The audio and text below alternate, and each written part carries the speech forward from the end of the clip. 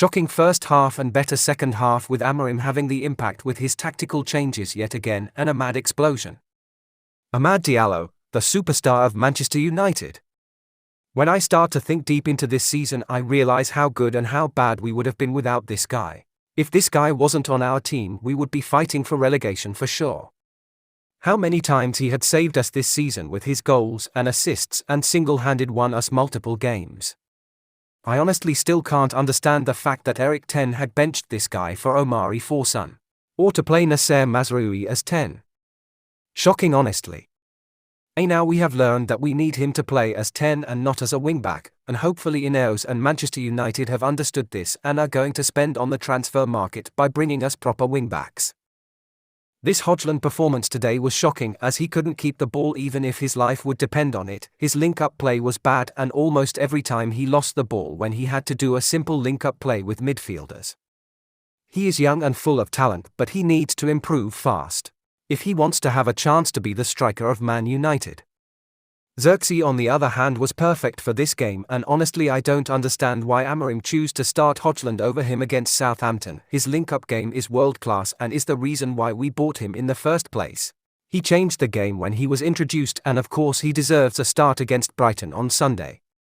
The defense was shocking today.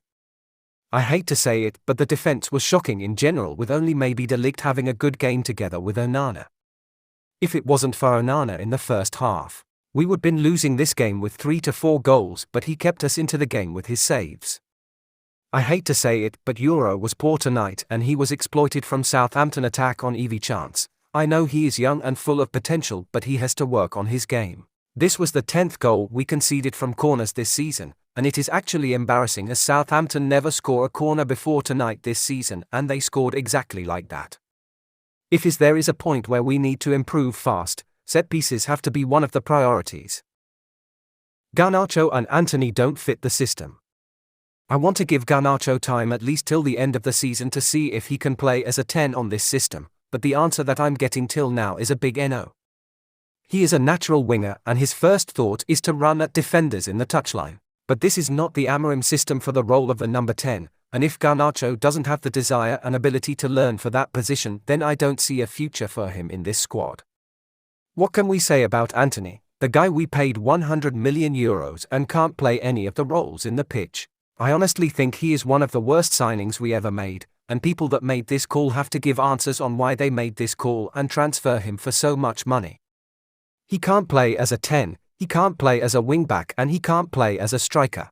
So I don't see how he will stay in this team till the end of January. RUBEN AMORIM, tactical masterclass. Once again AMORIM has done the unthinkable with this squad in the second half by his tactical changes and substitutions. He wanted Amad close to the goal and changed Mainoo for Antony. And like this, Antony was playing RWB while Amad was playing as a 10, and with Bruno dropping to Mainoo's place into the midfield. He recognized that Hojlund was out of the game early and made the change with Zirkzee at the 50th minute, and this was the moment that changed the game. And when we needed another goal at the end, the Mazraoui for Eriksen, another creative player into the midfield, and it was Eriksen with that made game-winning assist for Amad's goal. AMORIM intelligence to make in-game decisions is unmatched and unreal so far. I don't remember when he did a wrong call. Even the introduction of Collier for Ugarte today was the right one, as Ugarte really needed a rest and was out of energy. Hopefully the board will back him in the transfer window this January and in the summer, sell whoever he doesn't trust and buy what he needs, and we will have a chance.